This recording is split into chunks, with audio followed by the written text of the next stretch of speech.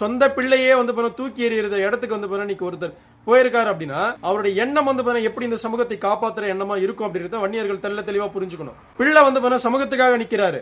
August 24ஆம் தேதி மாலையும் கழுத்துமா நின்னாரு. யாரு? தைலாபுரத்துடைய பெரியவர்.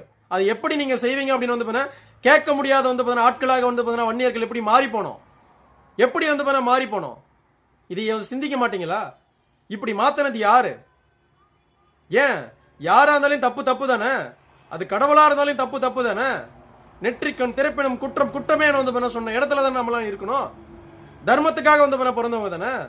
தர்மத்துக்காக வந்து தன்னுடைய மகனையே பசுக்காக வந்து தேர்காலில் வந்து இட்ட சமூகமாகத்தானே வந்து வன்னியர்கள் வாழ்ந்திருக்கோம். ஹரிச்சந்திரனுடைய பரம்பரை அப்படின்னு நம்ம சொல்லியிருக்கோம்ல. ராஜராஜனுடைய பரம்பரை அப்படின்னு வந்து நம்ம சொல்றோம் இல்ல. நம்ம முன்னோர்கள் இப்படி தர்மத்துக்காக வாழ்ந்தாங்க அப்படின்னு சொல்லப்படுது இல்ல. சொல்லுங்க. பஞ்ச பாண்டவர்களாக தர்மத்துக்காக வந்து நின்னமே. நம்மளுடைய வந்து மாமன் கிருஷ்ணர் வந்து நமக்காக கூட இருந்த தர்மத்தை வந்து காத்து கொடுத்திருக்கிறாரு. நம்மளுடைய தாய் திரௌபதியோடைய விஷயத்துக்காக தர்மத்துக்காக வந்து இந்த சமூகம் வந்து வாழ்ந்திருக்கு. இன்னைக்கு ஒவ்வொரு ஊர்களையும் வந்து நம்முடைய தாய்க்கு வந்து திரௌபதிக்கு வந்து கோயிலை கட்டி நம்ம வழிபாடு பண்ணிட்டு இருக்குமே. அப்படியாப்பட்ட சமூகத்தில் பிறந்த நாம தப்புக்கு வந்து துணை போகலாமா? தப்புக்கு துணை போலாமா? சொல்லுங்க பார்க்கலாம். பெண் பித்துக்கு வந்து அடிமையான பெண் பித்துக்கு வந்து பின்னாடி போயிருக்கிற தைலாபுரத்துடைய பெரியவருடைய விஷயத்துக்கு எப்படி வந்து இந்த சமூகம் வந்து பின்னாடி போய் நிக்குது? நாம தாய் திரௌபதியை வழிபடுறோம். எப்படி வந்து நம்மளால வந்து இது முடியுது? நான் திரும்ப திரும்ப கேள்வி கேட்கிறேன். நம்ம எப்படி வந்து அந்த இடத்துக்கு போனோம்? ஏன் கேள்வி கேட்க கூடாதா? தப்ப வந்து சுட்டி காட்ட கூடாதா? சுட்டி காட்டுற இடத்துல கூட நம்ம பயப்படுற இடத்துக்கு எப்படி நம்ம போனோம்? இன்னும் தலையை வாங்கிட்டு வர தைலாபுரத்தில் இருக்கிறவரு வன்னியர் சமூகத்தை எத்தனை பேரோட தலையை வாங்கிடுவாரு? நான் கேட்கிறேன். அவருடைய தப்ப வந்து சொல்றதுனால எத்தனை பேரோட தலையை வாங்கிடுவாரு? எத்தனை பேரோட தலையை வாங்கினாலும் வந்து தர்மத்துக்காக நிக்கிறவன் தானே வன்னிய.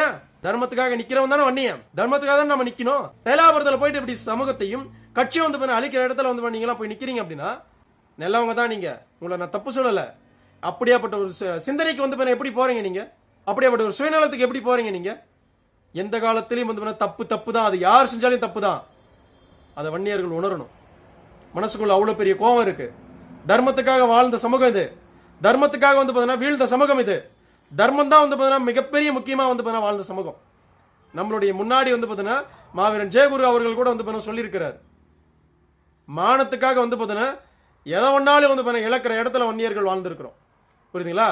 மானம்தான் பெரியது இந்த வன்னியனுக்கு அப்படின்னு வந்து சொல்லியிருக்கோம். ஏன் இந்த வார்த்தையை வந்து தைலாபுரத்துடைய பெரியவரே வந்து பேசியிருக்கிறார். இந்த ராமதாசுக்கு மானம்தான் பெரியது, இந்த சத்திரியனுக்கு மானம்தான் பெரியதுன்னு இதே தைலாபுரத்துடைய பெரியவர் வந்து நம்ம கிட்ட பேசியிருக்கிறார். அப்படியாப்பட்ட ஒரு இடத்துல இருந்த மனிதர் இன்னைக்கு எந்த இடத்துல வந்து போய் நின்று இருக்காங்க பாருங்க.